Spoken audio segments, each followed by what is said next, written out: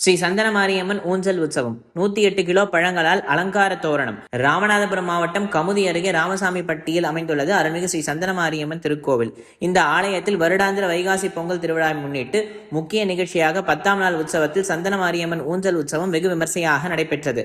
முன்னதாக உற்சவர் சந்தனமாரியம்மன் பக்தர்கள் புடைசூழ மங்கள இசை வாத்தியங்கள் முழங்க பெண்கள் குளவியிட்டும் ஓம் சக்தி பராசக்தி என பக்தி பரவசத்துடன் பக்தர்களுடன் ஆலயத்தை சுற்றி 3 முறை வலம் வந்த பின்னர் ஆலய வளாகத்தில் உள்ள ஊஞ்சலில் உற்சவமானது நடைபெற்றது. இதில் ஏராளமான பக்தர்கள் பங்கேற்று சுவாமி தரிசனம் செய்தனர்.